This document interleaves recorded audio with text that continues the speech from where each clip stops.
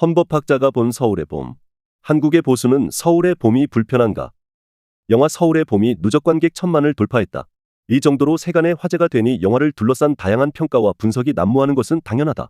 영화 전문가가 아니더라도 그토록 많은 사람의 공감을 이끌어낸 영화의 힘에 대해 숙고할 가치는 충분하니까. 그런데 좌편향 역사 왜곡 영화로 단정하고 학생들의 단체 관람 반대 운동을 펴는 사람들이 있다는 언론 보도를 접하면서 심박수가 급상승하는 걸 체감한다.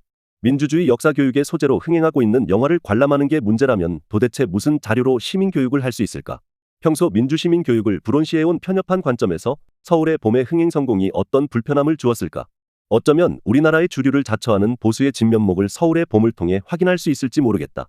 성공한 군사반란을 다루면서도 민주화의 서곡을 상징했던 서울의 봄이라는 역설적 제목을 단 영화가 이렇게 성공한 것을 보면 많은 관객들이 공통적으로 공감하는 뭔가가 있을 것으로 쉽게 추정된다. 이를 뒤집어보면 국민들의 통찰력이나 감수성을 무시하면서 오만하게 정치 편향 영화로 낙인 찍는 사람들이 불편해하는 지점이지 않을까. 우선 하나회라는 사조직을 통해 가장 위계 질서가 존중되어야 할 조직인 군대가 적나라한 하극상의 진면모를 보여준 실제했던 역사 앞에서 공과 사가 뒤섞인 카르텔 사회의 위험성을 대부분 공유할 것으로 생각된다. 국가의 안전보장과 국토방위의 신성한 의무를 헌법에 의해 부여받아 살상무기를 비롯한 가장 강한 강제력을 활용할 수 있는 국가조직이 오히려 국가 권력 찬탈의 도구로 전락하는 것에 공분하지 않을 국민은 드물 것이다. 이런 지극히 상식적인 공분을 불편해한다는 것은 정의에 대한 기본 이해와 감수성이 부족한 편협한 정치관의 증표가 아닐까.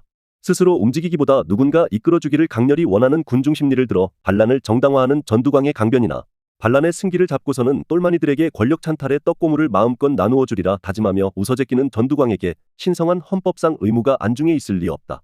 욕망의 화신인 전두광의 내면을 드러내는 장치가 남성용 변기들이 대오를 갖추어 자리 잡은 화장실인 것이 나름 운유하는 바가 있을 것으로 짐작된다. 군이나 국가 권력은 공공선을 위한 의무 수행의 장식물에 불과하고 그 실질은 오로지 남을 짓밟고 자신의 배를 불리면서 악취가 진동하는 배설물을 쏟아내는 장소가 상징하는 적나라한 사사로움에 있다. 전두광의 화장실은 12.12로부터 40년을 훌쩍 넘기고 21세기의 사반세기를 지난 지금의 대한민국 어디엔가 존재할지 모른다. 국민 전체에 대한 봉사자로서 국민에 대하여 책임을 지는 공직의 무게를 헌신짝처럼 내버리고 공권력을 그들만의 리그를 보유하는 사유물로 전락시키는 사조직의 화장실. 조폭처럼 공권력을 오용하는 무리들의 화장실이 드러나지 않기를 바라는 그 간절한 불편함을 왜 민주공화국의 미래세대가 공유해야 하는가? 진정 나라를 걱정하는 사람들이라면 선택적 관람이 아니라 의무적 관람이라도 주장해야 하는 게 아닌가. 한편으론 반란군의 무모함과 후한무치함을 제동해야만 하고 또 할 수 있는 많은 기회를 가졌던 고위공직자와 똥별들의 무능과 비겁함에 대한 분노나 허탈감이 없을 수 없을 것이다. 수방사령관 이태신이나 헌병감 김준엽이 전두광 패거리의 대척점에서 군의 신성한 사명과 원칙을 상징하지만 역부족이다. 그러나 진실은 오히려 더 진부하고 불편할 수도 있다. 우리가 지금 저 자리에 있었다고 할 때 과연 이태신이나 김준엽일 수 있을까? 아니면 고구마처럼 답답하다 못해 분노가 치미는 국방장관, 육군참모차장 그리고 대통령처럼 처신하지 않을까라는 근본적 의문이 제기된다.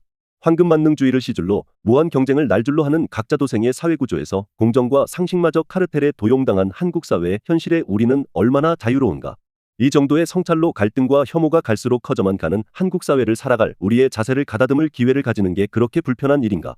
원래 충실한 자기 성찰을 덕목으로 삼는 보수의 이념과 가치는 어디로 갔는가. 이태신과 김준엽이 상징하고 관람객의 호응을 이끌어내는 것도 적극적인 비전을 들고 민주나 진보를 위한 혁신을 추구하는 것이 아니다. 반란군의 무도함에 오로지 군의 이름으로 현상유지라는 수비적 차원에서 대처할 뿐이다. 야비한 전두광 무리의 조폭 같은 속성을 꿰뚫고 있기에 이태신은 니들이 나라 걱정을 해서 군사반란질을 하고 처자빠져서 라고 일갈하고 김준엽은 또 한 번 군사반란으로 나라가 뒤집어지면 이건 우리 군의 수치고 치욕이라며 반란 진압에 나선 것이다. 이태신과 김준엽은 서울의 봄을 상징하는 민주화 진보를 신념화한 투사들이 아니다. 다만 군의 국토방위라는 본연의 사명에 충실하고 군사반란으로 치닫는 하극상을 막아 군의 존재 이유를 지키고자 했을 뿐이다. 이들마저 반란군에 가담한 하나회 소속 상관이나 부하들을 호용호제하면서 대한다. 과연 반란이 성공하지 못하였을 때 이들이 조속한 민정이양을 원하는 학생 시위와 시민들의 요구에 어떻게 대응하였을지는 역사적 가설에 맡겨져 있다. 보수든 진보든 모두가 공유해야 할 것은 국가 기본법인 헌법에 대한 존중과 군의 정치적 중립이라면 이 영화가 왜 정치 편향으로 낙인 찍혀야 할까? 아직도 군사반란과 쿠데타에 의한 헌정중단의 악순환을 되풀이하는 다른 나라들이 부러운 것이 아니라면 군의 존재 이유를 지켜려 했던 역사를 보고 배우는 게 왜 문제가 될까? 안보제일주의를 내세우는 보수의 진면목은 실제로는 오로지 자신들의 기득권을 지키는 데 있음을 은연중에 드러내는 건 아닌가? 다른 한편으론 권선징악이나 사필규정 등 항상 해피엔딩을 금과 옥조처럼 배워온 우리들이 직면해야 하는 현실의 냉혹함이나 당혹감도 빼놓을 수 없다. 이미 알고 있는 역사적 사실의 극화라는 점과 더불어 정의가 일시적일지언정 패배하는 결말 때문에 이토록 큰 반향을 불러일으킬 수 있을지 자신할 수 없었다는 제작진의 토론은 때로는 역설이 난무하는 현실의 아이러니를 보여준다.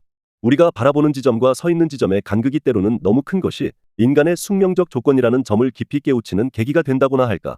물론 우리는 안다. 영화는 반란의 성공으로 끝났을지라도 현실에서 그들이 죄과를 감당하는 운명을 맞이하는데 그리 오래 걸리지 않았다는 걸. 그리고 역사의 심판정에서 그들을 복권시키려는 그 어떤 시도도 성공하기가 어려울 것이라는 걸. 그래서 여전히 권선징악과 사필규정은 우리가 소중히 가꾸어야 할 양심의 근본이라는 걸. 헌법 전문이 선언한 바와 같이 유구한 역사와 전통에 빛나는 우리 대한국민은 3.1운동과 4.19민주의 이념을 계승함을 자랑스런 헌법적 사명으로 삼아 서울의 봄을 기억한다는 걸. 대한민국의 주류를 자처하면서 도대체 무엇 때문에 국민 승리의 소중한 기억을 그리도 두려워하는가. 이런 관점에서 영화 서울의 봄을 좀 더 세밀히 들여다보아야 할 지점은 정당성과 명분을 확보하기 위한 반란군의 몸부림이다. 그냥 무력으로 짓밟기에는 중과부적인 열세이므로 대통령의 재가를 얻기 위한 치열한 노력이 있다. 그러나 그 노력의 목표는 권력 찬탈의 도구일 뿐이지 실질적인 정당성이 아니다. 대세가 정해진 사후에 대통령 최한규는 어쩔 수 없이 계엄사령관인 정상호 육참총장의 체포를 제가한다. 그리고 그 제가의 시점을 1979년 12월 13일 5시 10분경으로 명기함으로써 역사적 진실 규명의 토대를 마련한다. 그로부터 18년이 지난 1997년 4월 17일 대법원에서 최종적으로 확정된 법리는 참모총장의 체포는 사후 승낙에 불과하며 사후 승낙에 불과한 대통령의 재가로 인하여 이미 성립한 반란행위에 해당하는 총장의 체포행위나 병력동원행위가 정당화될 수는 없다는 것이다. 영화의 막바지 모두를 긴장으로 몰고 가는 전두광과 이태신의 광화문 대치는 결국 국방장관 오국상의 이태신에 대한 직위해제로 극적인 전환을 맞게 된다. 직위해제로 지휘권을 상실당한 이태신은 더 이상 반란군 진압의 명분을 주장할 수 없게 된다. 실제와는 달리 영화적 완성도를 위해 인위적으로 극화된 이 장면에서도 승패를 가르는 명분에 매달리는 것은 전투의 패배자이다. 전투의 승자인 전두광은 오로지 필요에 따라 명분을 이용할 뿐이다. 그러나 당시의 전투를 넘어 역사의 전쟁에서 전두광은 한낱 반란군의 수괴일 뿐이다. 군사반란죄에 대한 재판에서 총장 체포나 병력 동원의 정당성과 합법성을 주장하지만 모두 기각당한다. 그렇다면 정당성과 명분은 오로지 진보의 전유물인가? 보수가 지켜야 할 것은 철저히 사사로운 욕망일 뿐이고 정당성과 명분은 전두광처럼 허울 뿐인 것인가? 전두광과 노태권의 실존인물들이 제5공화국을 자임하는 헌법을 만들고 집권정당으로 민주정의당을 만들었다. 민주와 정의가 헌법과 시대의 기본 정신임을 활용하여 군사반란과 5.18 쿠데타로 서울의 봄을 짓밟은 오명을 가리고 싶었을 것이다. 보수를 자처하면서 서울의 봄이 불편한 이들이라면 다시금 민주와 정의의 헌법적 가치를 곱씹어볼 필요가 있다. 한국의 진짜 보수가 가야 할 길을 서울의 봄이 열어주고 있지 않은가. 더 칼럼니스트